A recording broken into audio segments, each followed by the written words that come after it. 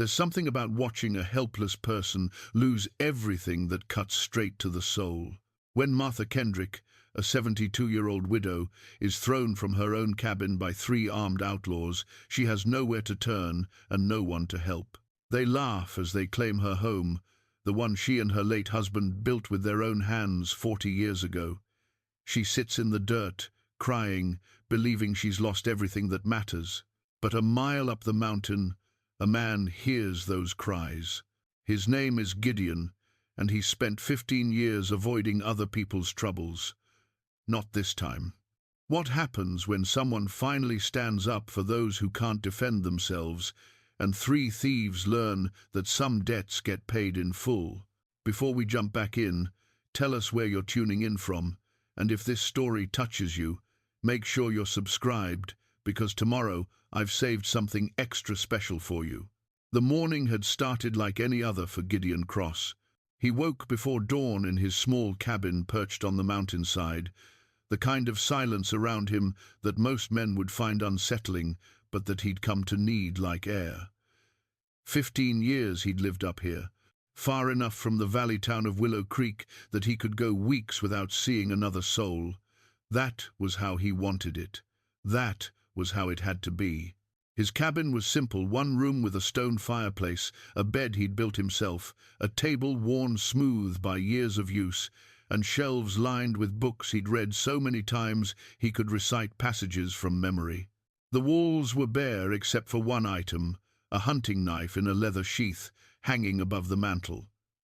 The blade was old, weathered, the handle wrapped in cord that had darkened with age and use. His father had given it to him the day he pinned on his first marshal's badge, back when Gideon still believed the law could make things right. The knife bore an inscription along the blade, nearly worn away now, "Cross Justice and Mercy." His father had been a simple man, a farmer who believed in both concepts equally. Gideon had carried that knife through 20 years of law work, through territories where justice was measured in quick draws and mercy was often seen as weakness. He'd tried to honor both parts of that inscription, but in the end, the world had taught him they rarely walked hand in hand. He rose, dressed in worn canvas pants and a flannel shirt, and stepped outside into the crisp mountain air. October had arrived in the Wyoming territory, bringing with it that particular clarity of light that made everything seem sharper, more defined. The aspens were turning gold, and the wind carried the scent of pine and approaching winter. He needed to check his traps, maybe take down a deer if he spotted one. Winter preparations consumed these weeks, the steady work that kept his hands busy and his mind quiet. Gideon was 53 years old, though the mountain had aged him in ways that went deeper than the lines on his face.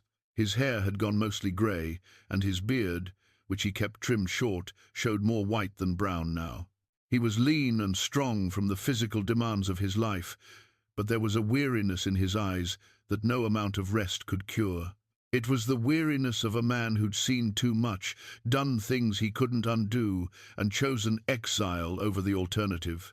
15 years ago he'd been Marshal Gideon Cross, known across 3 territories as a fair man but an unforgiving one when crossed. He'd believed in the law, in the idea that structure and justice could tame the wildness of the frontier. Then one day, while he was 3 towns over tracking a horse thief, a gang of outlaws had ridden into his hometown. They'd robbed the bank, killed 2 people, and when his wife Caroline had tried to shield their 8-year-old daughter Emily, they'd killed them both. The horse thief he'd been chasing hadn't even stolen a horse. It was a case of mistaken identity, a waste of time that cost him everything. Gideon had tracked those outlaws across 2 territories. It took him 4 months. When he found them, he didn't bring them back for trial. He'd buried them in unmarked graves and turned in his badge the same week. The territorial governor had wanted to give him a medal. Gideon had wanted to disappear. So he came here, to this mountain, and built a life measured in solitude and silence. He thought of Caroline and Emily every day, but the sharp edge of that grief had dulled over the years into something he could carry without it cutting him open. He'd made peace with his ghosts, or at least learned to live alongside them. The one thing he'd promised himself was that he'd never again let someone else's trouble become his own. He couldn't save everyone. He'd learned that the hardest way possible. Down in the valley, Martha Kendrick was starting her own morning, though hers would unfold far differently than she expected. Martha was 72, a small woman with silver hair she kept in a bun and hands that showed a lifetime of work. She'd lived in her cabin for 40 years, ever since she and her husband, Samuel, had built it together when they were newlyweds, full of dreams and determination. Samuel had been a carpenter, a man who worked with his hands and believed that anything built well would last. He'd chosen this spot for their home carefully, near the creek for water, sheltered by hills from the worst of the winter winds, with soil good enough for a garden. They'd raised 2 sons there, both of whom had moved east years ago with families of their own. Samuel had died the previous winter, his heart giving out one cold February morning while he was splitting wood. Martha had found him in the snow, peaceful-looking, the axe still in his hand. She'd stayed on alone, tending her garden, keeping the cabin just as Samuel would have wanted it. The loneliness was heavy some days, but this place held every memory she treasured. Their life together was in every board of that cabin, every stone of the fireplace, every tree they'd planted. Leaving would have felt like abandoning Samuel all over again. What Martha didn't know was that 3 men had been watching her cabin for the past 2 weeks. Cole Ramsey, Dutch Miller, and Billy Kane had drifted into Willow Creek with the kind of casual menace that put honest people on edge. They drank too much, played cards with money that seemed to appear from nowhere, and asked too many questions about who owned what land. Cole was the leader, a man in his early 40s with cold eyes and a smile that never reached them. He'd been raised hard and had grown harder, a Confederate veteran who'd come home from the war to find everything he'd known burned to the ground. Some men rebuilt after loss. Cole had decided to take from others instead. Dutch Miller was his shadow, a large man with limited imagination, but absolute loyalty to Cole.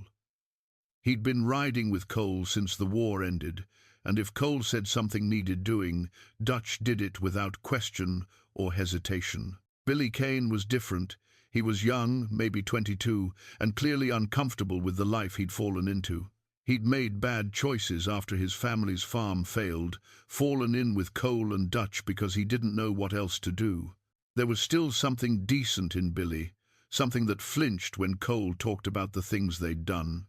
They'd been hired by a man named Silas Beck, a land agent from back east who discovered that Willow Creek sat on a route the railroad might someday want. Beck was buying up properties cheap, using whatever methods necessary. When people wouldn't sell, he found other ways. Martha's cabin sat on a prime piece of land, right near the creek that fed into the valley. Beck wanted it, and he'd paid Cole Ramsey to make sure he got it. The plan was simple. The territorial laws were loose out here, enforcement was spotty, and an old widow living alone was an easy target. They'd claim the land was theirs, produce a forged deed, and dare anyone to challenge them. By the time any real legal authority could get involved, if they ever did, the property would be long gone. It was the kind of thing that happened more often than people wanted to admit on the frontier. The law looked good on paper, but out here, possession mattered more than papers, and force mattered most of all.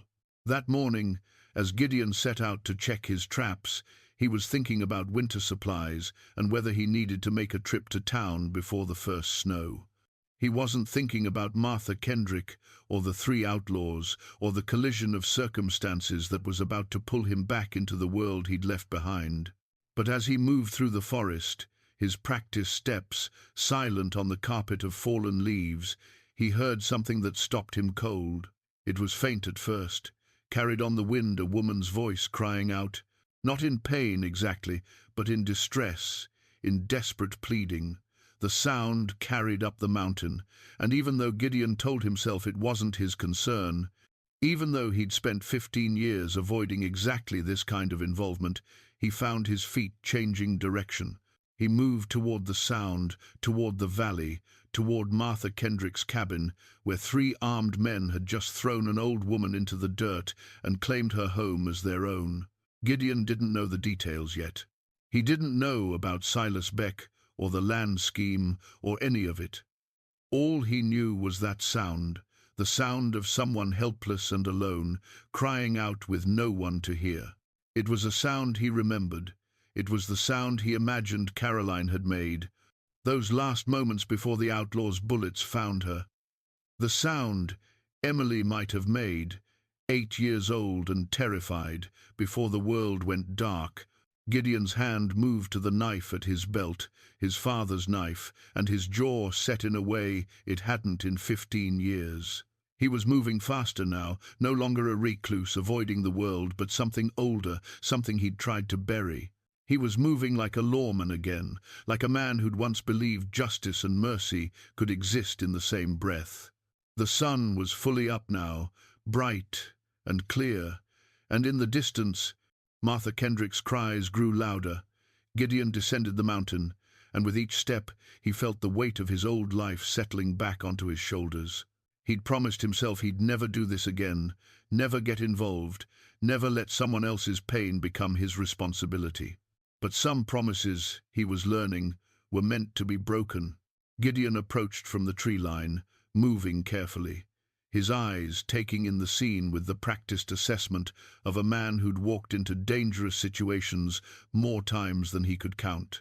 Martha Kendrick's cabin sat in a small clearing, smoke rising from the chimney, but it wasn't Martha's fire. 3 horses were tied to the porch rail, and Martha herself was on her knees in the dirt, her belongings scattered around her like the wreckage of a storm.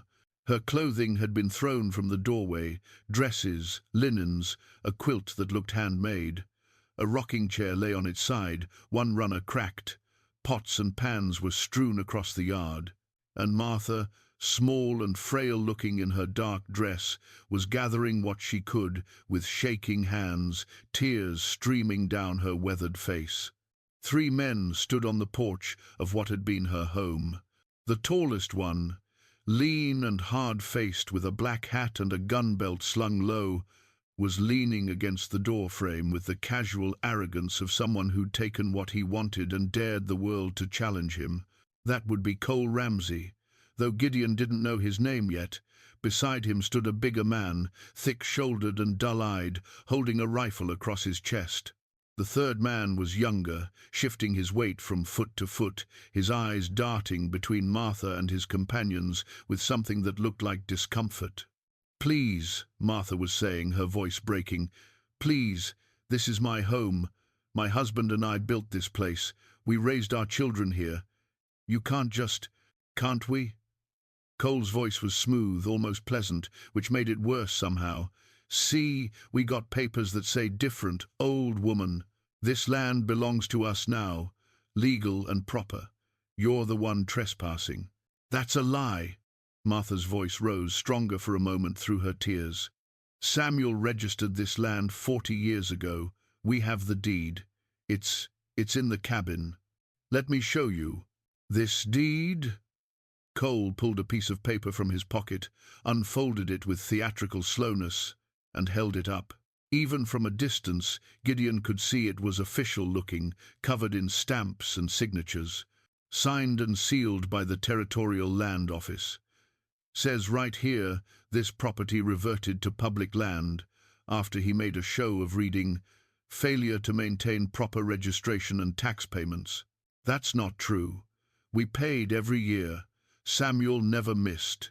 "Well, Samuel ain't here to argue the point, is he?" Cole's smile was cruel. "And seeing as how we now hold the legal claim, I'm going to have to ask you to collect your things and move along. You're welcome to take what you can carry. We're not unreasonable men." Dutch Miller laughed at that, a sound like rocks grinding together. The young one, Billy, looked away. Gideon had seen enough. He stepped out from the trees, his boots crunching on fallen leaves, and all 3 men's heads snapped toward him. Their hands moved instinctively toward their weapons, then relaxed slightly when they saw he was alone and appeared unarmed. His knife was concealed under his coat, and he'd left his gun back at the cabin years ago. "Morning," Gideon said quietly, his voice carrying the kind of calm that came from knowing exactly how dangerous a situation was. "Seems like there's some confusion here." Cole straightened, his eyes narrowing as he assessed this newcomer. "No confusion, friend, just a property matter being settled legal and proper. Don't concern you." "That's so." Gideon walked slowly toward Martha, positioning himself between her and the three men. Up close, he could see she was trembling, her hands clutching a small leather-bound book, a Bible, he realized. Her eyes, red from crying, looked up at him with a mixture of hope and fear. "You know this man, ma'am?" Gideon asked gently. Martha shook her head. "No, sir. They rode in this morning, said the cabin was theirs now. They threw me out. They threw Samuel's things in the dirt." Her voice broke again. "Everything we built together." "Like I said," Cole interrupted, his voice hardening. "We got legal papers. The old woman's got memories. Law favors paper over tears. Now, old man, I appreciate you wanting to help, but this ain't your fight. Best you move along before you find yourself in a situation you're too old to handle." Gideon looked at Cole for a long moment, really looked at him.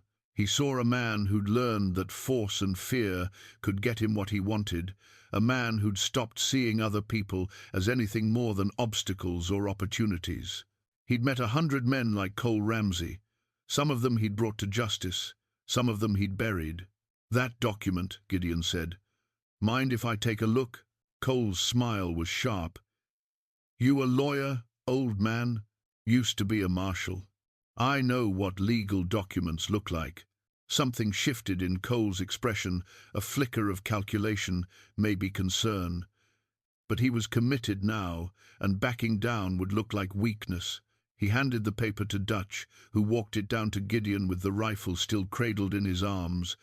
Gideon studied the document. It looked official enough at first glance, stamps, signatures, the right kind of language. But he'd seen enough forged papers in his years as a lawman to spot the signs. The ink was too fresh for a document that claimed to be months old. The territorial seal was slightly off-center, probably carved by hand rather than pressed by an official stamp. And the signature at the bottom, supposedly from the land office director, was too practiced, too perfect. Real signatures had variations. This one looked like someone had copied it carefully, multiple times, until they got it right. "This is a forgery," Gideon said flatly. Cole's pleasant expression vanished. "That's a serious accusation, friend. It's a serious crime. Creating false land documents, fraud, theft, that'll get you 10 years in a territorial prison if you're lucky. If the judge is having a bad day, they'll hang you for it." Big talk from one old man standing against 3 armed ones. Dutch rumbled. Gideon handed the paper back without taking his eyes off Cole. "I counted. Question is whether you're stupid enough to draw on me or smart enough to ride away while you still can." The moment hung there, balanced on a knife's edge. Billy's hand was trembling near his gun. Dutch's grip tightened on his rifle. Cole's eyes were calculating, measuring the risk. This old man had the bearing of someone who'd been in worse situations and walked away. But Cole had his reputation to think about, and more importantly, Silas Beck's money waiting for him when he delivered this property. "You got a name, old man?" Cole asked quietly. "Gideon Cross." Cole's eyes widened slightly. Even out here, even after 15 years, the name meant something. "The marshal thought you were dead. I got better." Gideon's voice was dry. "Now, you're going to get on those horses and ride out. The lady's going to go back in her cabin, and we're going to pretend this morning never happened." "Can't do that," Cole said. And Gideon heard the regret in his voice. Regret that it had come to this, maybe, but not regret enough to change course. Got obligations. People counting on us. And I don't care how fast you were 15 years ago, you're old, you're unarmed, and we're done talking. Cole's hand moved toward his gun. What happened next was fast, but not in the way a young man is fast. Gideon didn't try to outdraw them, that would have been suicide. Instead, he grabbed the document from Dutch's hands and tore it in half, then quarters, then threw the pieces in Dutch's face. As Dutch instinctively flinched back, Gideon used the moment to pull Martha to her feet and backward, putting the overturned rocking chair between them and the porch. "Next time," Gideon said, his voice still calm despite his pounding heart, "I won't come unarmed, and next time there won't be a warning. You think on that." He helped Martha toward the tree line, walking backward, keeping the three men in sight. Cole could have shot him in the back, they all knew it. But something, maybe the name, maybe the way Gideon moved, like a man who expected to be shot at and had plans for it, made Cole hesitate. "This ain't over," Cole called out. "No," Gideon agreed. "It's not." He got Martha into the trees, kept moving until the cabin was out of sight, until the curve of the land gave them cover. Only then did he let himself breathe fully. Martha was crying again, but quietly now, clutching her Bible. "Everything," she whispered, "everything Samuel and I built, 40 years, gone in one morning." Gideon looked back toward the cabin, his jaw set. He thought about the knife hanging in his own cabin, justice and mercy. His father had believed in both. Gideon had learned they didn't always fit in the same hand, but he'd also learned that sometimes, just sometimes, you had to try. "No, ma'am," he said quietly. "Not gone, not yet. Come on, there's a church in town. Reverend Clayton will give you shelter. And then—" He paused, feeling the weight of what he was about to promise. "Then I'm going to make this right." Martha looked up at him with those tear-filled eyes, and Gideon saw Caroline looking back at him. He saw every person he'd failed to protect, every promise he'd broken by walking away. "How?" Martha asked. "They have guns, they have false papers. The sheriff—" She shook her head. "Sheriff Dawson is a good man, but he's old and he's alone. He can't stand against 3 armed outlaws." "Maybe not," Gideon said, "but I can." He didn't know yet how he'd do it. Didn't know about Silas Beck, or the larger scheme, or any of the complications that would unfold. All he knew was that 15 years ago, he'd failed to protect the people he loved most. He'd spent every day since telling himself he'd never let anyone matter that much again, never let himself care enough to be destroyed by loss. But standing there with Martha Kendrick, feeling her tremble with fear and grief, Gideon realized something. He'd been wrong. Walking away from the world didn't protect you from pain. It just meant you carried it alone, and when you finally looked up, you'd missed every chance to do something that mattered. "Come on," he said gently, taking her arm. "Let's get you somewhere safe. Then I've got some planning to do." As they walked toward town, the morning sun climbing higher, Gideon felt something he hadn't felt in 15 years. It wasn't quite hope, and it wasn't quite purpose. It was simpler than that, and somehow more complicated. It was the feeling that he was exactly where he needed to be, doing exactly what he was meant to do, consequences be damned. Behind them, back at the cabin, Cole Ramsey watched them disappear into the trees. Dutch and Billy stood beside him, waiting for orders. "Want us to go after them?" Dutch asked. Cole shook his head slowly. "Not yet. That old man's got a reputation, even 15 years cold. He's dangerous." He pulled out another copy of the forged deed he'd had Silas Beck make 3, just in case. "But he's alone, and we're not. And come nightfall, we'll remind him that the frontier doesn't care about old legends. It only cares about who's faster and meaner." He smiled, but it didn't reach his eyes. "Get that woman's stuff out of sight. Burn what we don't need. By tomorrow, this place looks like it's been ours for years. Let them try to prove different." Billy started to say something, then stopped. He picked up a photograph that had fallen from Martha's belongings, a young couple on their wedding day, faces full of hope. He looked at it for a long moment before Cole snatched it from his hands and threw it in the fire. "Get to work," Cole ordered. "And Billy, you got something to say. Say it now." Billy shook his head, but his hands were shaking. "No, Cole, nothing to say." "Good, because we're past the point of walking away. This is happening, and anyone who can't stomach it can ride out now. No one moved. The fire crackled as it consumed the photograph, and smoke rose into the clear October sky. Cole Ramsey stood on the porch of Martha Kendrick's cabin, staring at the piece of bark with its carved message, and felt something he hadn't felt in years, genuine unease. Dutch and Billy stood behind him, equally unsettled, the morning's discovery still fresh in their minds. The horses had been found by mid-morning, scattered across several miles of territory, which meant someone had not only gotten close enough to take them, but had done so without making a sound, without waking any of them. That took skill and patience, the kind you didn't learn overnight. "It's the old man," Dutch said unnecessarily. "That Marshall." "Obviously," Cole snapped, his usual composure cracking. He studied the carved letters again.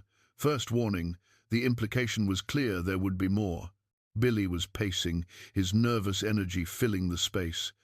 "Maybe we should just give her the cabin back, Cole. This ain't worth getting killed over." "Shut up," Cole said, but his heart wasn't in it. He was thinking, calculating. The smart move would be to cut losses and ride out. Beck's money was good, but not good enough to die for. But walking away meant admitting defeat, meant looking weak. And in their line of work, weakness was a death sentence all on its own. "We're going to fortify," Cole decided. "Board up that back window, keep watch in shifts, and anyone who comes near gets shot on sight. Old Marshall or not, he's one man. We're three, and we're armed. He can play games in the dark, but in daylight, with us ready, he won't have the advantage." It sounded good when he said it. But as the day wore on, as they worked to secure the cabin, Cole couldn't shake the feeling that they were reacting, instead of acting, dancing to someone else's tune. Gideon watched them from his vantage point in the trees, noting every modification they made to the cabin, every pattern in their movement. They were scared now, which was good. Scared men made mistakes, but they were also dangerous, cornered animals who might lash out at anything that moved. He needed to escalate the pressure while maintaining control, push them toward a breaking point, but not so far that someone innocent got caught in the crossfire.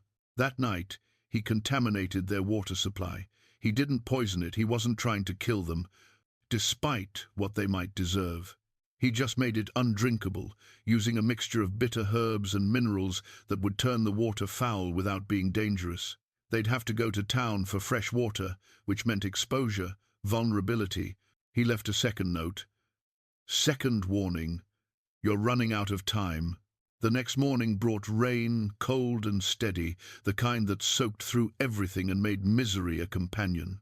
Gideon was drenched but unbothered. He'd spent enough years in worse conditions to know how to endure. From his position, he watched Cole and Dutch argue on the porch about what to do. They were down to whatever water they'd stored in canteens, maybe enough for a day if they were careful. Around noon, all three of them rode toward town. They'd managed to gather their horses again, though it had taken hours. Gideon paralleled their route, staying hidden, watching for an opportunity. They went to the general store first. Jacob Howell was behind the counter, and his face showed recognition and distaste when they entered. Gideon slipped in through the back door, positioning himself behind a row of shelves where he could hear but not be seen. "Need water," Cole said. "Barrels if you've got them." "Creek run dry up at your place?" Howell asked, his tone neutral but his eyes sharp. "None of your business. Just sell us the water." "Everything in my store is my business," Howell said, "and I'm particular about who I sell to." The tension in the room ratcheted up. Dutch's hand moved toward his gun. Billy looked like he wanted to disappear into the floor. And Gideon, watching through a gap in the shelves, prepared to intervene if things went too far. Then Gideon stepped out from behind the shelves, his hand resting casually on his gun belt, and the whole dynamic shifted. "Gentlemen," he said quietly, "fancy meeting you here." Cole's eyes narrowed. His hand was already on his weapon, but drawing in a store full of witnesses, there was no way that ended well for him. "You're making a mistake, old man." "Funny. I was going to say the same to you." Gideon moved forward slowly, each step deliberate. Here's how I see it. You've got a choice. You can keep playing this game, keep trying to hold on to something that was never yours, and see how that works out. Or you can saddle up, ride out, and count yourselves lucky I'm giving you the chance. We've got legal papers. You've got forgeries, and we both know it. The question is whether you want to stick around long enough for a federal marshal to confirm what I already know. Dutch stirred. We ain't scared of you. Then you're stupid, Gideon said flatly. I've taken down meaner men than you 3 before breakfast. The only reason you're still breathing is because I chose mercy. But mercy has limits, and you're testing mine. The store was silent except for the rain drumming on the roof. Howell stood behind his counter, watching with wide eyes. Outside, a few townspeople had stopped to peer through the windows, sensing drama. Cole's calculation was visible on his face. Draw. And maybe he'd get Gideon, but Dutch and Billy would likely die in the crossfire, and even if they won, they'd have to explain dead bodies to Sheriff Dawson. Walk away. And they looked weak, but they lived to fight another day. This ain't over, Cole said finally, echoing his words from the previous day. But this time, there was less conviction behind them. No, Gideon agreed. It's not, but it will be. One way or another. Soon. Cole jerked his head toward the door, and Dutch and Billy followed him out. Through the window, Gideon watched them mount up and ride hard out of town, heading back toward the cabin. They hadn't gotten their water, which meant they'd be desperate by tonight. Howell let out a breath he'd been holding. That was close. It was, Gideon agreed. But close only counts in horseshoes. I need you to do something for me. Jacob, anything. Get word to Sheriff Dawson. Tell him I need him ready tonight, and tell him he might want to send that telegraph to the federal marshal sooner rather than later. You think this is ending tonight? One way or another. Yes. Gideon left through the back door and made his way through the rain-soaked streets to the hotel, a 2-story building that was the grandest structure in Willow Creek, which wasn't saying much. He'd been avoiding a direct confrontation with Silas Beck, but now it was time to see the man pulling the strings. The hotel lobby was modest but clean, with a clerk behind the desk who looked up nervously as Gideon entered, water dripping from his coat. I need to see Silas Beck. I'm not sure Mr. Beck is receiving visitors. I'm not asking. Gideon's tone was gentle, but there was steel underneath. Which room? 7. Upstairs on the left. But, sir, really, I should announce you. Gideon was already moving toward the stairs. He climbed them 2 at a time, his boots leaving wet prints on the wood, and stopped in front of door 7. He knocked once, firmly. Who is it? A refined voice, educated, out of place in this frontier town. Gideon Cross. We need to talk about Cole Ramsey and a certain piece of property. A pause, then the sound of a lock turning. The door opened to reveal Silas Beck, and Gideon was struck by how ordinary he looked. Medium height, well-dressed but not ostentatious, brown hair greying at the temples, a face that could belong to any merchant or banker. Nothing about him screamed villain, but Gideon had learned long ago that evil rarely announced itself with dramatic flair. More often, it wore a nice suit and spoke in reasonable tones. Marshal Cross, Beck said smoothly, I've heard about you. Please, come in. I believe we may have a misunderstanding to clear up. The room was neat, papers spread across a small desk, a map of the territory pinned to one wall with various properties marked in different colors. Gideon noted Martha's land marked in red, acquired or in process of acquisition, he assumed. There's no misunderstanding, Gideon said. You hired 3 outlaws to steal an old woman's home using forged documents. That's fraud, theft, and conspiracy. In some territories, it's a hanging offense. Beck's smile never wavered. Those are serious accusations. Do you have proof? I will, once Cole and his friends start talking. And they will talk, Beck. Men like that always do when the pressure gets high enough. Interesting theory. Beck moved to his desk, poured himself a glass of whiskey from a crystal decanter. He didn't offer one to Gideon. But let's suppose, hypothetically, that your theory is correct. What exactly are you proposing? You leave town today, and you sign over any claims you have on Martha Kendrick's property, along with a written confession of your involvement. Beck laughed, genuine amusement in his voice. And why would I do that? Because the alternative is federal prosecution, years in prison, and the destruction of whatever business empire you're trying to build out here. You're assuming a great deal, Marshall. Assuming I'm involved. Assuming you can prove it. Assuming anyone cares about one old woman's cabin when there are thousands of properties changing hands across the territories every year. Beck's smile turned cold. The frontier is built on men like me, Cross. We bring civilization, development, progress. Sometimes that means making hard decisions, moving people out of the way who don't understand the bigger picture. Your widow, Kendrick, is a relic of a dying age. I'm the future. The future, Gideon said quietly, had better have more to offer than stealing from widows. It has profit, power, order where there's chaos. You're a smart man, Cross. You know the law is a fiction we maintain when it's convenient. The real law is strength and will. I have both. Your widow has neither. It's just business.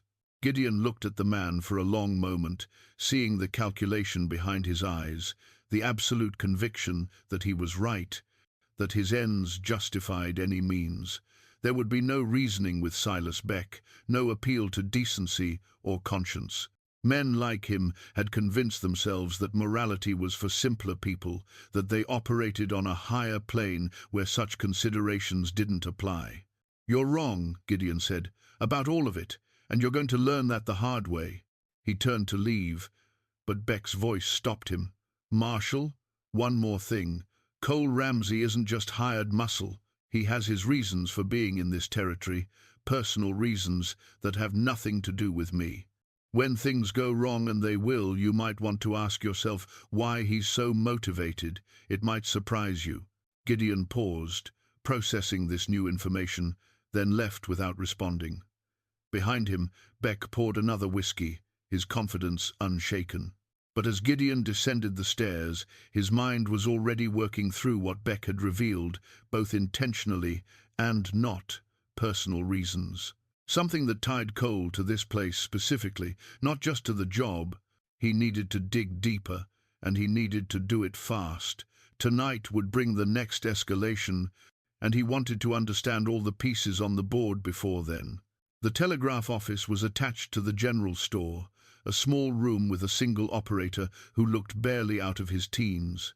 Gideon found him there, tapping out messages with the focused concentration of someone who took his job seriously despite his youth.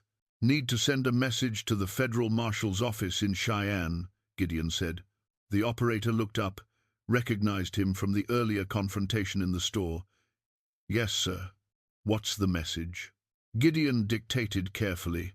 3 men wanted for questioning regarding land fraud and possible murder. Cole Ramsey, Dutch Miller, Billy Kane.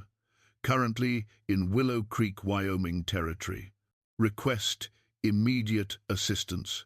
Gideon Cross, former U.S. Marshal. As the operator transcribed and began sending, Gideon added, I need you to check something else for me. Run the name Cole Ramsey through whatever records you can access. See if there are any outstanding warrants, any history. The operator nodded, his fingers flying over the keys. The response came back faster than Gideon expected, the machine chattering out its coded message. The operator's eyes widened as he translated. Sir, Cole Ramsey is wanted in Kansas Territory for the murder of a family, husband, wife, and 2 children. Shot during a robbery gone wrong. There's a $500 bounty. The warrant's been active for 3 years. Gideon felt his jaw tighten. A family, children. Suddenly the stakes had shifted again. These weren't just land thieves. Cole was a killer, and if he'd done it once, he'd do it again without hesitation. What about the other two? More tapping, more waiting. Dutch Miller, wanted for armed robbery in Colorado. Billy Kane, wanted for horse theft in Montana. But the charges are minor compared to the others. Looks like Billy got in with the wrong crowd. How long for a federal marshal to get here from Cheyenne? 3 days, minimum, maybe a week, depending on weather and other priorities. Too long. Whatever was going to happen would happen tonight or tomorrow. Gideon couldn't wait for official help. He left the telegraph office and found Sheriff Dawson making his afternoon rounds. The sheriff looked tired, the weight of the situation visible in the slump of his shoulders. "Got confirmation from Cheyenne," Gideon said. "Cole Ramsey killed a family in Kansas. Federal warrant, $500. Dawson stopped walking. "A family? God almighty! And he's holed up in Martha's cabin with a clear view of the road. If we try to take him by force, someone will die," Gideon finished. "Probably several someones. That's why we're not going in directly." "What do you have in mind?" "Psychological warfare. Make them so uncomfortable, so paranoid that they break. One of them will crack my moneys on Billy. He's young, still has a conscience. Once he talks, we have everything we need. And if they don't break, if they decide to fight their way out, then we do what needs doing. But I'd prefer to avoid bloodshed if possible." Dawson studied him. "You've changed, Cross. The marshal I heard about 15 years ago would have gone in guns blazing, consequences be damned. 15 years ago, I thought every problem could be solved with a fast draw and the certainty that I was right. Then I learned what it costs to be wrong." Gideon's voice was quiet. "I'd like to think I've gotten wiser, but maybe I've just gotten more tired." "Wisdom and weariness often look the same," Dawson said. "All right, I'll back your play.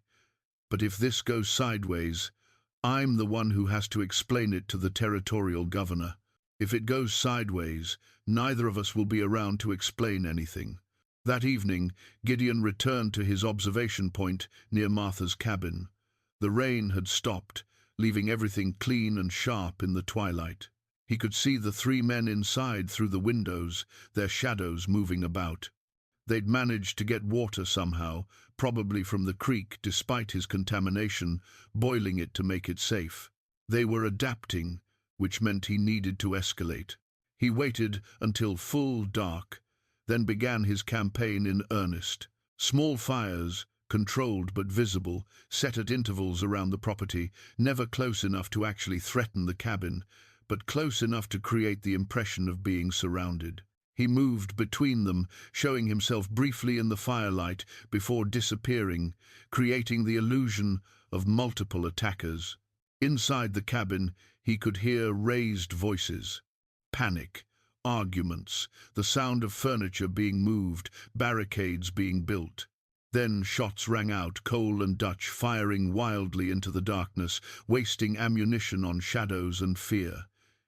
Gideon counted the shots. They had rifles, probably repeaters, but ammunition wasn't infinite. Every bullet fired now was one less for later. He let the fires burn themselves out and settled in to wait. Around midnight, he saw movement, the back door opening carefully, a figure slipping out, young, moving with fearful caution. Billy. Gideon let him get a few dozen yards from the cabin before stepping out from behind a tree, his voice quiet but carrying clearly in the still night. "Going somewhere, Billy?" Billy spun, his hand going to his gun, but he didn't draw. In the moonlight, Gideon could see the young man's face, terrified, exhausted, on the edge of breaking. "Don't shoot," Billy said, his voice cracking. "Please, I just want to leave. I don't want any part of this anymore." "Then don't be part of it. Tell me what I need to know, and you can walk away." Billy looked back at the cabin, then at Gideon. The decision was written on his face. He'd already made it before he'd stepped outside. Everything. Start with Silas Beck. The story came out in a rush. Beck had hired them 2 months ago in Denver. The job was simple: convince property owners in various frontier towns to sell cheap, and if they wouldn't sell, make them leave through other means. Martha's cabin was just one of 17 properties. Beck was targeting across the territory. He said it was all legal, Billy insisted. Said the deeds were real, that these people hadn't kept up their paperwork. I didn't know it was fraud until we got here and I saw that old woman crying. What about Cole? Beck said he had personal reasons for being here. Billy nodded. Cole's father was from around here, died in the war. Cole's been looking for something, wouldn't say what, but he's obsessed with this valley. When Beck offered the job, Cole jumped at it. Not for the money, but because it gave him a reason to be here, to search. Search for what? I don't know. But I heard him talking to Beck about an old battle site, something from the war. Cole said there was a man who saved his father, some marshal, and he wanted... Billy stopped, his eyes widening. You! He wanted to find you. Gideon felt the pieces clicking together. The Confederate medal in his cabin, the Battle of Shiloh. He'd pulled a young Confederate soldier from a burning barn against his own side's protests because the boy was screaming and no one deserved to die that way. The soldier's name had been Thomas Ramsey. Cole thinks I'm responsible for his father's death, Gideon said quietly. Not just thinks, he told me the story. His father survived because of you, but he was burned bad, never recovered. Died 6 months later in pain. Cole was just a kid, watched him suffer, and somewhere in his head he decided you were to blame, like it would have been better if you'd left him to die quick. The twisted logic of grief and blame. Gideon understood it because he'd lived it himself.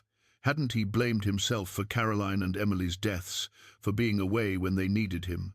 Grief didn't follow straight lines. It bent reality until someone, anyone, could be held responsible. Cole's been planning this, Billy continued.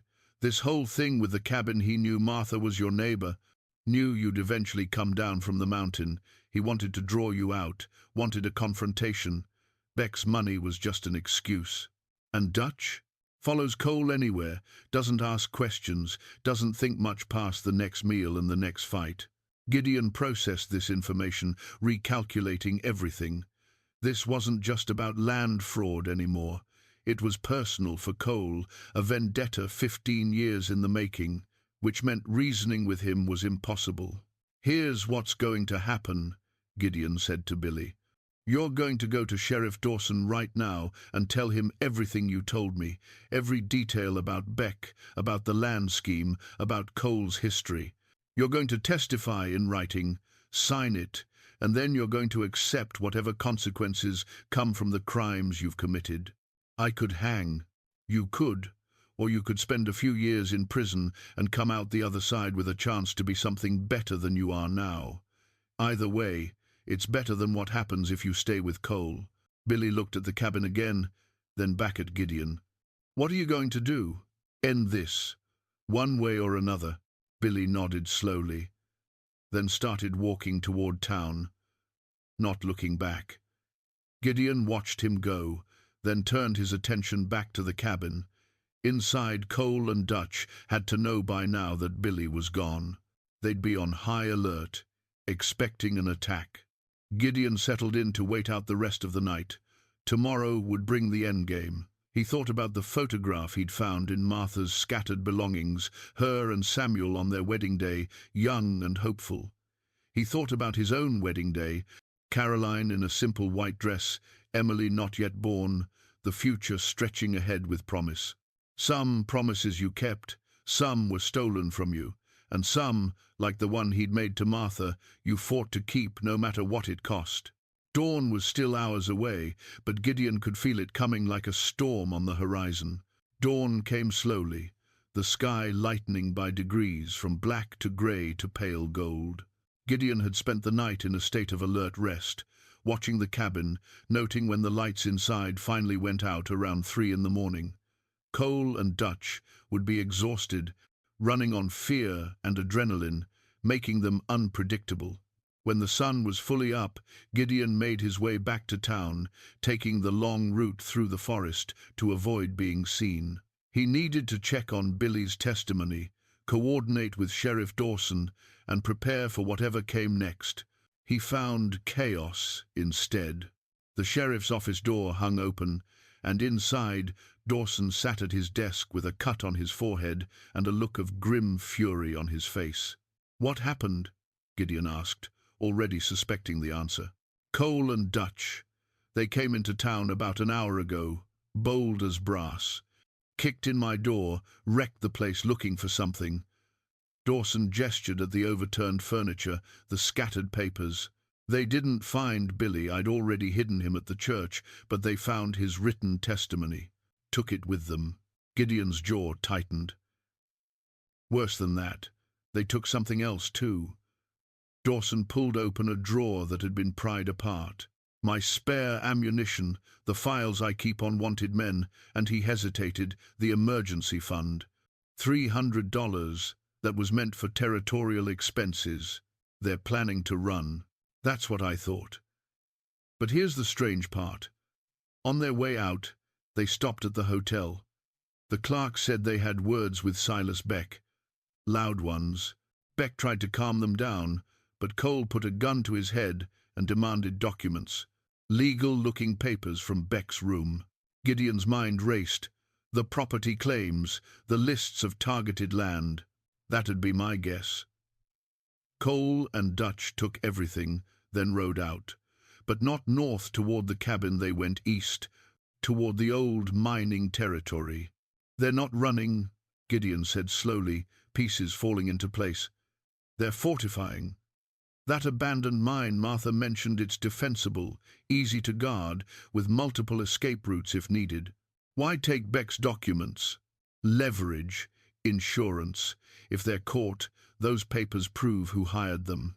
Cole's smart enough to know that Beck will throw them under the wagon to save himself, so he's making sure Beck can't." Dawson stood, wincing at the movement. "I sent Timothy to wire the federal marshal again. Let them know we've got an active hostage situation potentially developing. But Cross, we're running out of time. If Cole and Dutch dig in at that mine, it could take weeks to root them out. People could get hurt." "Not a hostage situation," Gideon said. "They didn't take anyone. They're not looking for a standoff. They're looking for—" He stopped, realization hitting him like cold water. "They're looking for me." Cole still wants his confrontation. He took Beck's documents to protect himself, but he went to the mine because it's where he thinks I'll come. That's why he left the cabin. He knows I'll figure out where he went, knows I can't just let this go. Then don't give him what he wants. Wait for federal help. 3 days minimum, you said. What happens in those 3 days if Cole gets desperate? What if he decides to make a statement by burning down Martha's cabin after all, or going after more people in town? Gideon shook his head. "This ends today. You'll be walking into a trap, I know. But sometimes the only way to spring a trap is to walk into it with your eyes open." Before Dawson could argue further, Gideon left and made his way to the church. He needed to see Billy, needed to understand more about Cole's mindset, his tactics, anything that might give Gideon an edge. He found Billy in the parsonage cellar, pale and shaking, looking like a man who'd seen his own death and barely escaped it. Martha was there too, bringing him water, her maternal instincts stronger than her fear.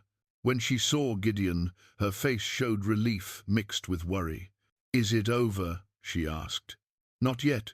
Soon." Billy looked up. "Cole knows I talked. He'll kill me if he gets the chance." "He won't get the chance," Gideon said, "but I need more information. The mine, Cole's been there before, hasn't he? That's why he knew to go there." Billy nodded. "First day we got to town, Cole rode out alone. Came back hours later, wouldn't say where he'd been, but he had this look satisfied, like he'd found what he was searching for. Must have been scouting the mine." "What else?" "Think, Billy. Anything Cole said about his father, about the war, about me." Billy's brow furrowed in concentration. "He had something with him always. A medal, I think."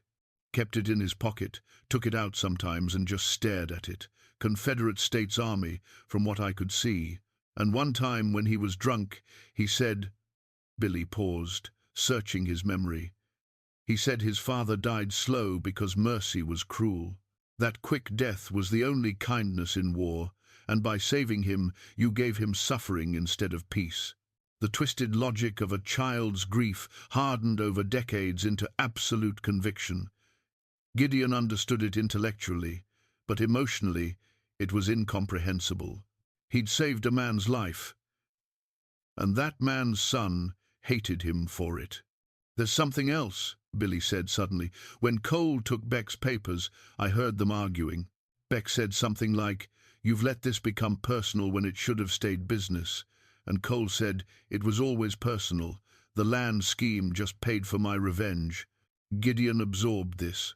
Cole had manipulated Beck just as much as Beck had hired Cole. Two predators using each other, neither realizing the other had his own agenda.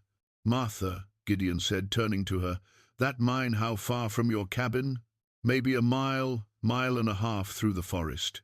Samuel took me there once when we were young. It was already abandoned then, sealed off for safety. But the seal was just wooden boards. A man could break through easy enough. How deep does it go?" "I don't know. Samuel said it branched into several tunnels. The silver vein played out fast, but they dug quite a ways before they realized it wasn't worth the effort. Multiple tunnels meant multiple places to hide, multiple ambush points. Cole had chosen well, but it also meant multiple ways in and out, which could work in Gideon's favor if he was careful. He spent the next hour preparing. From his cabin he retrieved rope, a lantern, extra ammunition, and most importantly, his journal. He sat in the church sanctuary and wrote a letter to Martha, to Sheriff Dawson, to anyone who might need to know what had happened if he didn't come back.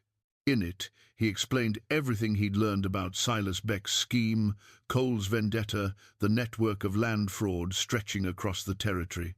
He included Billy's testimony in his own words, corroborating what the young man had said. And he included something else, a confession of his own failures, his regrets, his hope that someone would look after Martha if he couldn't. He sealed the letter and left it with Reverend Clayton. "If I'm not back by tomorrow morning, this goes to the territorial governor."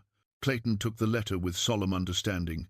"Gideon, you don't have to do this alone. I could gather some men from town." "And get them killed?" "No. Cole wants me specifically. Bringing others just gives him more targets. Then at least take this." Clayton disappeared into his study and returned with something wrapped in cloth. He unwrapped it carefully, a Bible, old and worn, with a name inscribed on the cover, Thomas Ramsey. Gideon stared at it. "How?" My. A soldier left it here 20 years ago, said he was passing through, wanted to lighten his load. I kept it, thinking he might return for it someday. The name means something to you? It's Cole's father, the man I saved at Shiloh. Clayton opened the Bible to a marked page. Inside, pressed between the leaves, was a photograph. A young man in Confederate gray, barely more than a boy, standing with a woman and a small child. On the back, in faded ink, Thomas, Margaret and Cole, before the war, before everything changed. Gideon looked at the photo for a long moment, seeing Cole's face in the features of that child. A boy who'd had a father, a family, a future. The war had taken that future and twisted it into something dark. "Cole doesn't know this exists," Gideon said. "Perhaps he should. Perhaps seeing his father's faith, his father's better nature, might reach him when nothing else can. Or perhaps it'll just make him angrier. That's a risk. But faith is always a risk, isn't it? Believing that people can be better than their worst moments, that redemption is possible even for those who've lost their way." Gideon tucked the Bible into his coat. It was a slim hope, but hope nonetheless. "Thank you, Reverend." "Gideon, when this is over, Whatever happens, know that you've done a good thing here. You stood up for someone who couldn't stand up for themselves. In my book, that's the definition of righteousness. Gideon didn't feel righteous. He felt tired and scared and certain that the next few hours would test him in ways he hadn't been tested in 15 years. But he also felt something else, a clarity of purpose, a sense that this was where all his roads had been leading. He left the church as the sun reached its zenith, casting short shadows. The walk to the mine would take an hour through the forest. Cole and Dutch had been there for hours already, had time to prepare, to set up whatever ambush they'd planned. Gideon moved through the trees with practiced stealth, his mind calm despite the danger ahead. He thought about his father's knife at his belt, about the inscription worn nearly away, justice and mercy. He'd tried for both over the years, and often achieved neither. But today, if he was very lucky and very careful, maybe he could manage something close. The mine entrance appeared gradually through the trees, a dark hole in the hillside, the wooden barrier broken and cast aside. Fresh tracks in the dirt showed where 2 horses had been tied and then moved, probably to prevent them being stolen the way Cole's had been. Gideon paused at the tree line, studying the entrance, looking for signs of watchers. There, a glint of metal in the shadows to the left, Dutch, probably, with his rifle, and Cole would be deeper inside, waiting, forcing anyone who entered to walk through a killing field. But Gideon hadn't survived 20 years as a marshal by walking through killing fields. He had other plans. Martha had said the mine branched into multiple tunnels, which meant there might be other ways in air shafts, secondary entrances, collapses that had opened new holes. He began to circle the area, moving quietly, looking for alternatives. 20 minutes later, he found what he was looking for, a narrow gap where earth had subsided, creating a steep but navigable route into the lower tunnels. It would be dangerous, possibly unstable, but it was a way in that Dutch and Cole wouldn't be watching. Gideon lit his lantern, checked his weapons one final time, and began his descent into darkness. Above him, the Wyoming sky was clear and blue. Below, in the cold depths of the earth, 2 desperate men waited with guns and grievances. The end game had begun. The descent into the mine was treacherous, the collapsed earth shifting under Gideon's weight with every step.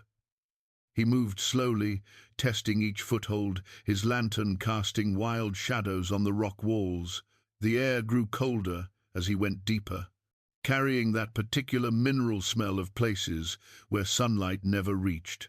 When he finally reached level ground, he was in a narrow tunnel that looked like it hadn't been traversed in decades. The ceiling was low enough that he had to stoop, and water dripped somewhere in the darkness ahead. He paused, listening, trying to orient himself. Sound traveled strangely underground. What seemed close might be far away, and vice versa. He heard voices, faint but recognizable. Cole and Dutch, somewhere above and ahead. They were arguing about something, their words echoing through the tunnels in fragments. Gideon moved toward the sound, his hand on his revolver, every sense alert. The tunnel widened after a few minutes, opening into a larger chamber where old mining equipment lay abandoned, rusted pickaxes, a broken cart, coils of rope that had gone brittle with age. The chamber had 3 exits, and Gideon chose the one that seemed to angle upward toward where the voices were coming from. As he climbed, he thought about what he'd say to Cole when they finally faced each other. How do you reason with someone whose grief has calcified into hatred? How do you explain that saving a life, even one that ended in suffering, was still the right choice? Maybe you didn't. Maybe some grudges were held so tightly that nothing could pry them loose except death or exhaustion. The tunnel leveled out, and Gideon found himself looking into a much larger chamber, the main shaft of the mine, with wooden support beams and the ghostly remains of mining operations. Light filtered down from the entrance 50 yards away, a shaft of brightness in the gloom, and there, positioned strategically, were Cole and Dutch. Dutch sat on a rock near the entrance, his rifle across his lap, watching the light like it was the only thing in the world that mattered. He looked exhausted, his usual dull expression sharpened by fear and sleeplessness. Behind him, deeper in the shadows, Cole paced like a caged animal, his hand never far from his gun.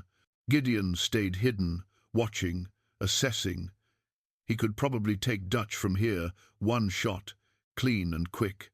But that would alert Cole, and in the confined space of the mine, a gunfight would be chaos, ricochets, blind shooting, too much risk of getting pinned down. He needed another approach. Moving carefully, he retreated back down the tunnel to the chamber with the old equipment. The rope, despite its age, might still be useful. He tested it brittle in places, but some sections were still strong. He cut off a length with his knife, then searched the abandoned tools for something he could use. A pickaxe, rust-covered but still heavy. He tested its weight, then began to prepare. What he was planning was dangerous, maybe foolish, but it would give him the element of surprise and possibly avoid bloodshed. He'd learned long ago that the best way to win a fight was to never let it start in the first place, to control the field so thoroughly that your opponent's options narrowed to surrender or suicide. It took him 30 minutes to set everything up, working as quietly as possible, using the natural acoustics of the mine to mask small sounds. When he was done, he had a trap that would serve multiple purposes. It would reveal his presence, draw Cole and Dutch to a location of his choosing, and give him the high ground. Then he took out Thomas Ramsay's Bible and the photograph, studied them one more time by lantern light.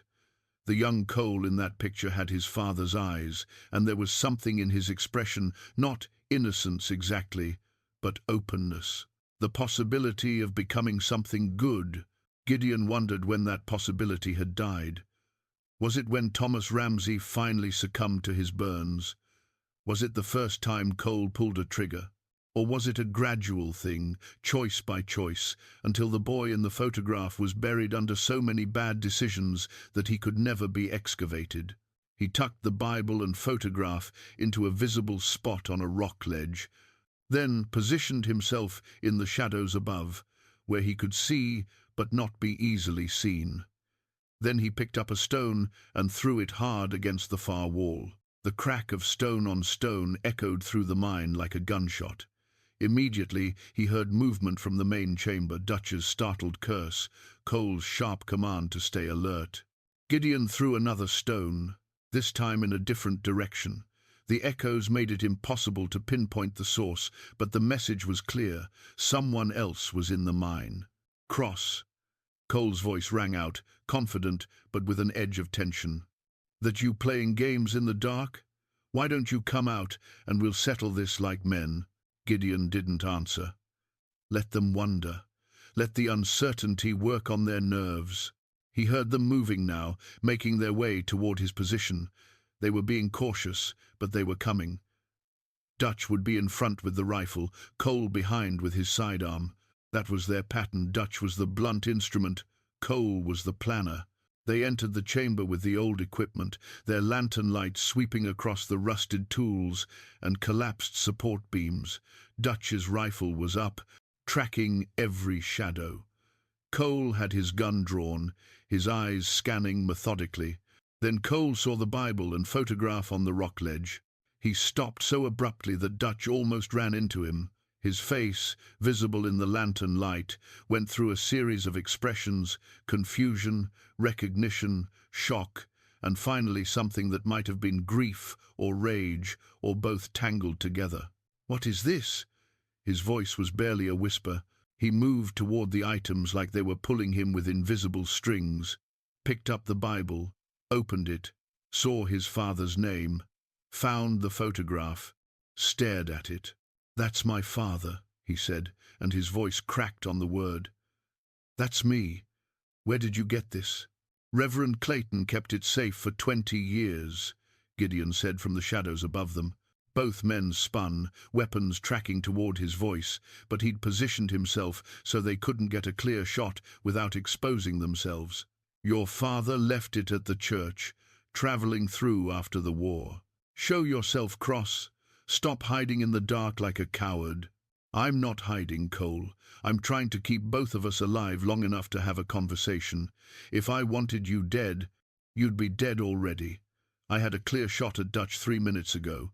Dutch shifted nervously, his rifle swinging back and forth. Cole put a hand on his arm, steadying him. Why didn't you take it? Because killing you doesn't solve anything. It doesn't bring your father back, doesn't change what happened at Shiloh, doesn't undo any of the pain. It just adds more bodies to the pile. Philosophical all of a sudden. You weren't so philosophical when you pulled my father out of that barn.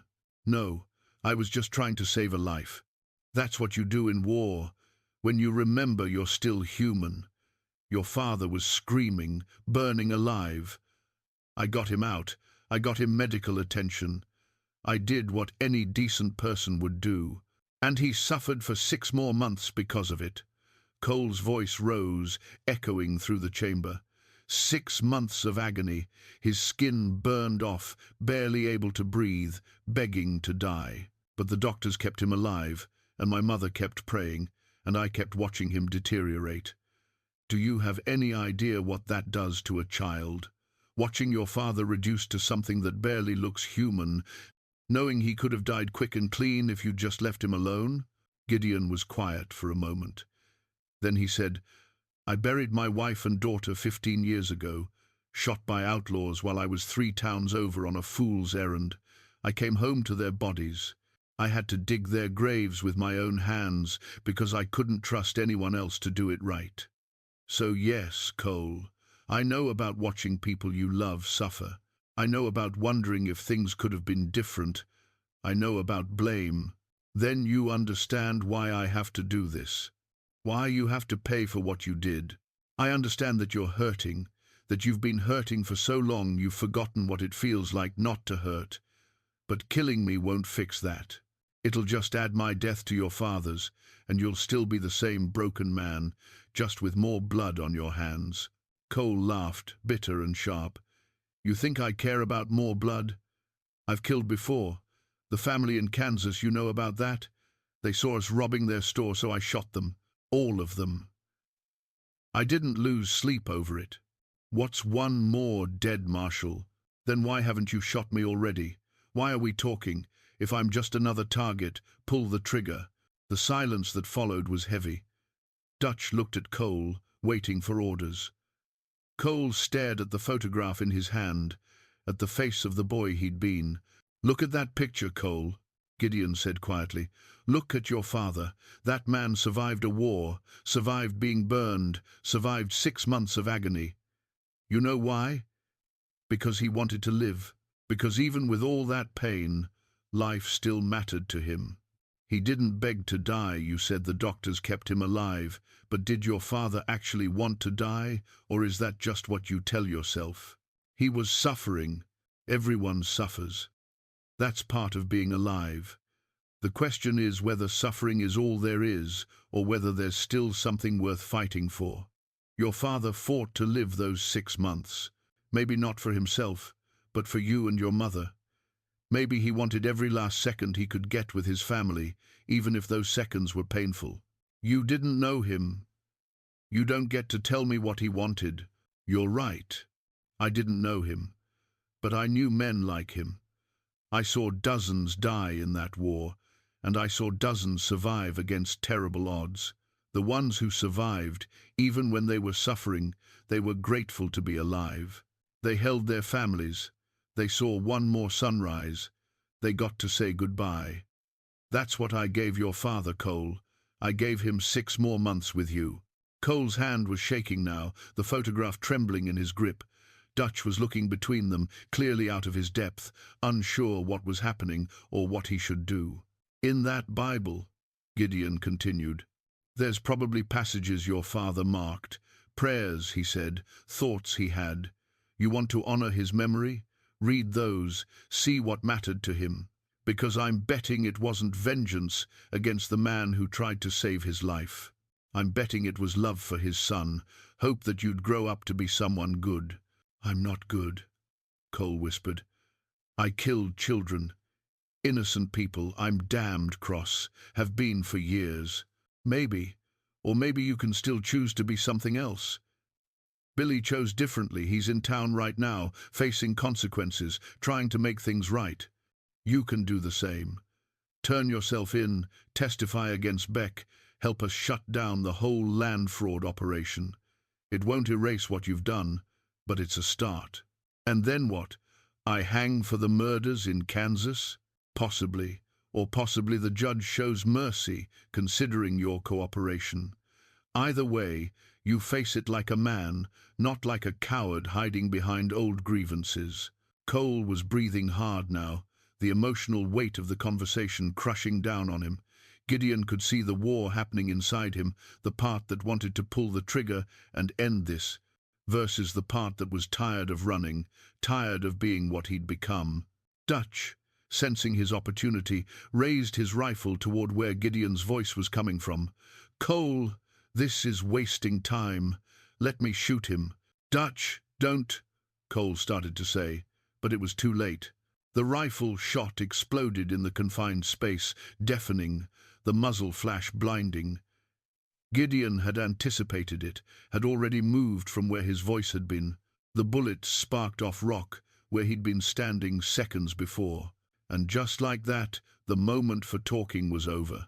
Gideon's trap sprung the rope he'd rigged, snapped taut as the bullet severed the trigger line, bringing down a cascade of loose rock and old equipment from above, directly over Dutch's position. The big man dove aside, but not fast enough. A support beam, weakened by decades of rot, crashed down across his legs. Dutch screamed, the rifle flying from his hands. Cole spun toward the sound, torn between checking on his companion and finding Gideon in the chaos. It didn't have to be this way, Gideon called out, already repositioning. But you made your choice. And now the final confrontation would have to play out, not with words and reason, but with bullets and blood in the darkness of an abandoned mine. Cole moved first, breaking from cover with the desperate speed of a man who knew this was his last play. He fired 3 shots in rapid succession, not trying to aim carefully, but creating enough threat to keep Gideon's head down while he repositioned. Gideon rolled left, behind an old support beam, feeling one bullet zip past close enough to hear its passage. He brought the rifle up, tracked Cole's movement, and fired once. The shot caught Cole in the shoulder, spinning him around. He went down hard, his gun skittering across the rock floor. But even wounded, even knowing he was beaten, Cole scrambled for the weapon with the single-minded determination of a man who decided death was preferable to surrender. "Don't," Gideon said, already moving forward, his rifle trained on Cole. "It's over." Cole's fingers closed around his gun. He rolled onto his back, raising it even as blood poured from his shoulder. His hand was shaking, his face pale with shock and pain, but his eyes were clear and certain. "It's not over until one of us is dead," Cole said. "Then I guess you get to choose how this ends," Gideon replied quietly. "Pull that trigger, and I put the next bullet in your chest. Or put it down, and maybe you live long enough to figure out a better way to honor your father's memory." For a long moment, they stayed frozen in that tableau, Cole on his back with his gun raised, Gideon standing over him with the rifle, each waiting for the other to move. The air in the mine was thick with dust and gun smoke and the weight of all the choices that had led them to this moment. Then, from behind them, Dutch's voice, "Cole, just put it down. Please, I'm dying here and I don't want to die listening to more gunfire." Something in Dutch's voice, the pain, the exhaustion, the simple, honest plea, seemed to reach Cole in a way Gideon's arguments hadn't. His gun hand wavered, then slowly, so slowly, lowered. "I can't go to prison," Cole whispered. "I can't spend the rest of my life in a cage." "Maybe you won't have to. Maybe the judge shows mercy. Or maybe you do go to prison, but you use that time to become something other than what you are now." Gideon lowered his rifle slightly. "Your father survived 6 months of agony for you, Cole. Maybe you can survive a few years of prison for him. Show him that his suffering wasn't wasted, that you can still be the man he hoped you'd become. Cole's gun fell from his fingers, clattering on the stone. His good hand went to his wounded shoulder, pressing against the blood flow. "He left me a letter," Cole said, his voice distant. "After he died, my mother gave it to me. I was 12. He said he was grateful for every day, even the painful ones, because he got to see me grow up a little more. He said the man who saved him was brave and kind, and that I should remember that kindness exists even in war." What happened to that letter? I burned it. When I was 16, angry at the world, I burned it because I didn't want to believe in kindness anymore. I wanted to believe the world was cruel, so I had an excuse to be cruel too. Gideon knelt down, keeping his rifle ready but his posture less threatening. "You can't get that letter back, but you can stop adding to the cruelty. You can stop right here, right now." Cole looked at him, really looked at him for the first time, seeing not the villain he'd built up in his mind, but just a tired old man trying to do right in a complicated world. "I killed a family, Cross. 4 people. Their children were younger than I was when I watched my father die. How do I come back from that? I don't know if you can, but trying to come back is better than running forward into more darkness." Sheriff Dawson's voice echoed from the mine entrance. "Cross, you alive in there?" "We're alive," Gideon called back. "Dutch is hurt, needs medical attention. Cole's wounded but stable. We're going to need help getting them out." The sound of multiple footsteps, and then lantern light grew brighter as Dawson and several townsmen entered the chamber. They took in the scene, the collapsed beam trapping Dutch, Cole lying in his own blood, Gideon standing between them. "It's over," Gideon said simply. They worked together to free Dutch, using levers and rope to lift the beam enough to pull him clear. His legs were badly bruised, but not broken. He'd be able to walk again with time and care. Cole's shoulder wound was serious but not fatal, the bullet having gone clean through without hitting bone. As they prepared to move the wounded men out of the mine, Gideon picked up Thomas Ramsey's Bible and photograph from where Cole had dropped them. He pressed them into Cole's good hand. "Keep these," Gideon said. "Remember who your father was. Remember who you could still be." Cole's fingers closed around them, and for just a moment, Gideon saw something in his eyes that looked like the boy from the photograph, lost, scared, but still reachable. They carried Dutch out first on a makeshift stretcher. Cole walked on his own, flanked by 2 townsmen, his head down, his spirit broken in a way his body wasn't. As they emerged from the darkness of the mine into the afternoon sunlight, Gideon saw Martha waiting with Reverend Clayton, her face anxious. When she saw Gideon was unharmed, relief flooded her features. "Is it done?" she asked. "It's done," Gideon confirmed. "Cole and Dutch are in custody. Billy's testimony, combined with what we'll get from these 2, should be enough to bring down Beck's entire operation. And my cabin? Still standing. Still yours. We'll make sure of it." Sheriff Dawson approached, looking tired but satisfied. "I sent word to the federal marshal. They'll be here in 3 days to take custody of the prisoners. Until then, I've got them secured in the jail. And I arrested Silas Beck this morning. He was trying to leave town before everything went bad. Found all his documents, his ledgers, everything we need to prove the fraud." "What happens now?" Martha asked. "Now we rebuild," Reverend Clayton said. "The 17 families whose land was targeted get their properties back. The men responsible face justice.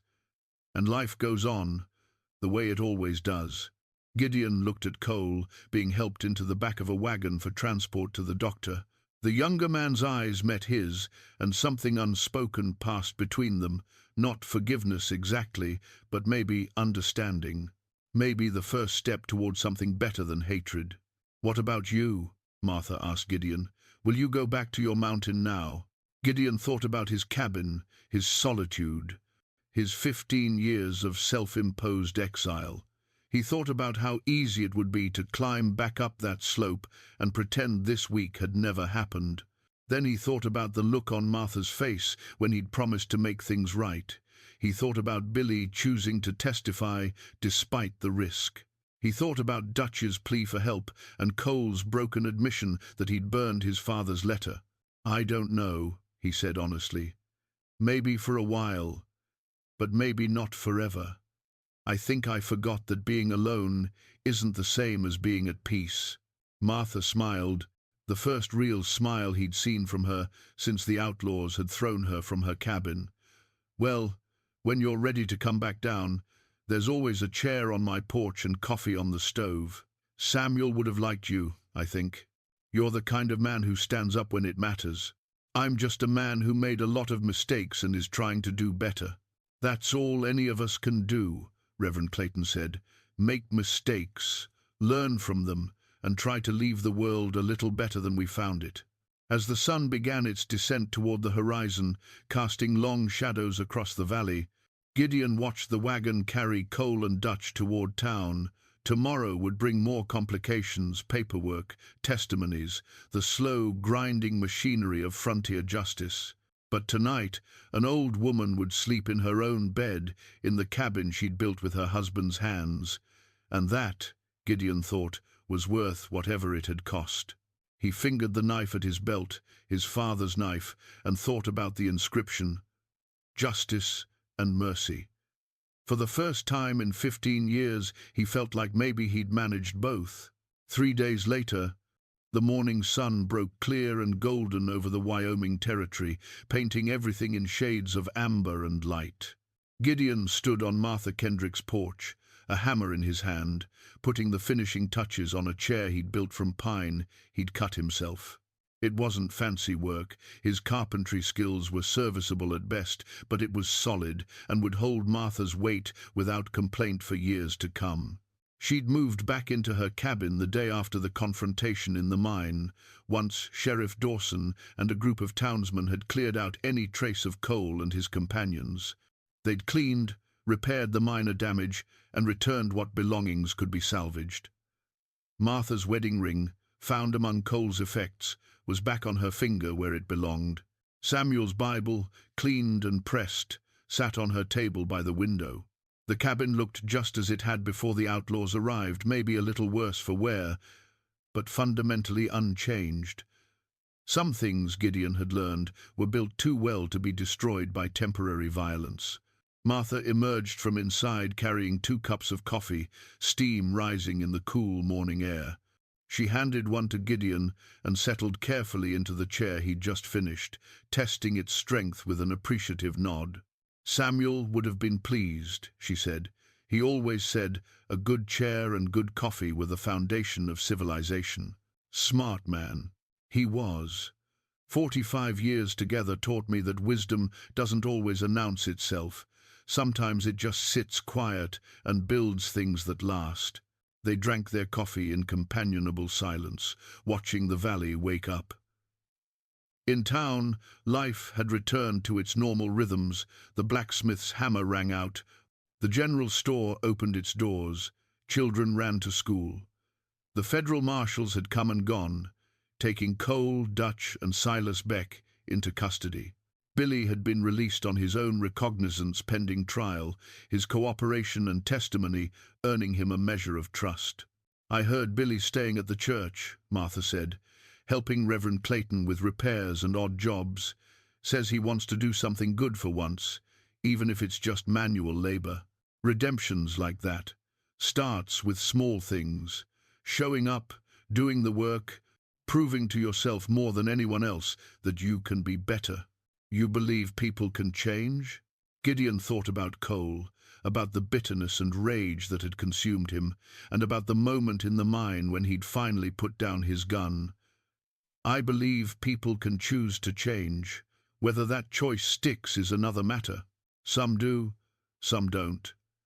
Billy seems like he might make it. Cole," he shook his head. "Cole's got a harder road, but at least he's on it now instead of running away from it. And Dutch? Dutch will follow whoever's leading. He followed Cole into darkness. Now he'll follow prison rules into whatever comes next. He's not smart enough to be truly evil, just loyal enough to be dangerous when he's loyal to the wrong person. Martha was quiet for a moment, then said, "I've been thinking about forgiveness. Samuel and I used to talk about it Sunday mornings reading scripture. He believed it was possible to forgive anything if you tried hard enough. I'm not sure I'm that strong. Forgiveness isn't weakness, Martha, and it doesn't mean forgetting or excusing. It just means choosing not to let hatred poison the rest of your life. Have you forgiven the men who killed your wife and daughter?" Gideon was quiet for a long time. The question hung between them, honest and difficult. Finally he said, "I don't know. I killed them, so there's nothing left to forgive. But the anger that took longer to let go. 15 years on that mountain, I thought I was healing, but really I was just hiding. Forgiveness would have required me to feel all of it, the loss, the rage, the guilt that I wasn't there, and then choose to move forward anyway. Instead, I just stopped moving.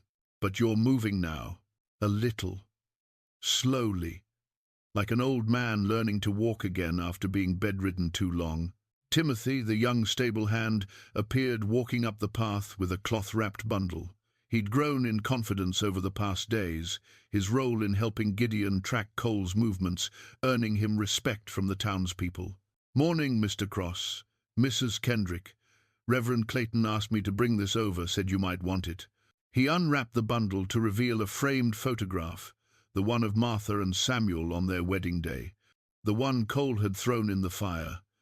Someone, probably the Reverend, had found it before it burned completely and had it cleaned and framed. Martha took it with trembling hands, tears spilling down her cheeks. "I thought this was lost forever." "The edges are a little scorched," Timothy said apologetically, "but the faces are clear. You can see the love there, plain as day." "Thank you," Martha whispered. "Thank you so much." After Timothy left, Martha sat holding the photograph, looking at the young faces she and Samuel had worn. "We were so young," she said, "so certain the world would be kind if we just worked hard enough. And mostly it was, until it wasn't." "That's the bargain, isn't it?" Gideon said. "You build your life, invest in it, love it, knowing that nothing lasts forever, but while it lasts, it means everything. Is that why you're thinking about staying, coming down from your mountain more often?" Gideon smiled slightly. "You've been talking to Reverend Clayton. He mentioned you asked about property in town. A small place, nothing fancy. I'm too old to be a hermit anymore, and watching all of this, you fighting for your home, Billy choosing to testify, even Cole putting down his gun at the end, it reminded me that life is supposed to be lived with people, not in spite of them. Samuel always said the worst thing about dying wouldn't be the dying itself, but leaving me alone. I told him I'd be fine, that I was strong enough to manage, and I am strong enough. But strong and fine aren't the same as happy." Martha looked at him. "Don't wait until you're dying to realize that." They sat in silence after that, finishing their coffee as the sun climbed higher. In the distance, the mountains stood eternal and unchanging. But here in the valley, life moved forward in all its messy, complicated beauty. Later, when Gideon walked back toward his cabin to gather a few more things, he paused at the spot where he'd first heard Martha's cries for help. From here, you could see both his mountain home and the valley below, two worlds he'd tried to keep separate for 15 years. He thought about his father's knife and its inscription, justice and mercy, the law and grace, standing up when it mattered and knowing when to extend a hand instead of pulling a trigger. His father had understood that these things weren't contradictions, but companions, different sides of the same commitment to living with honor in a hard world. When Gideon reached his cabin, he didn't pack everything. Some things would stay. This place had been his sanctuary when he needed it, and he might need it again. But he took enough to make it clear he was leaving for more than a few days. The knife, though, he left hanging above the mantel. Let it stay here, he thought, a reminder of who he'd been and who his father had hoped he'd become. When he came back to visit this place, as he surely would, it would be here waiting a symbol of inheritance and aspiration, of the hard work of being a good man in a world that didn't always reward goodness. As he locked the cabin door and started down the mountain one more time, Gideon felt lighter than he had in years. Not free of grief that would never leave entirely, but free of the weight that came from trying to carry it alone, from believing that isolation was the same as safety. In town, Martha would be settling into her chair with a book. Billy would be helping the Reverend repair the church roof. Sheriff Dawson would be finishing his paperwork on the case. And Gideon Cross, former marshal turned hermit, turned something new he hadn't quite defined yet, would walk down from his mountain and back into a life measured not in solitude, but in small moments of connection and care. The sun was warm on his face, the path familiar under his feet, and for the first time in 15 years, Gideon wasn't running from anything. He was walking towards something, instead, a future uncertain but present, difficult but possible, lonely sometimes, but never entirely alone. Some debts, he thought, get paid in full. Some wounds heal with time and attention, and some old men learn that the hardest thing isn't pulling the trigger, it's choosing not to, and living with that choice, and believing that mercy can be just as strong as justice when applied with wisdom and courage. Behind him the mountain stood silent and patient, always there if he needed it. Ahead, the valley opened up with all its possibilities and problems, its joys and sorrows, its ordinary sacred life. Gideon Cross walked forward into the light, and for the first time in a very long time, he was at peace.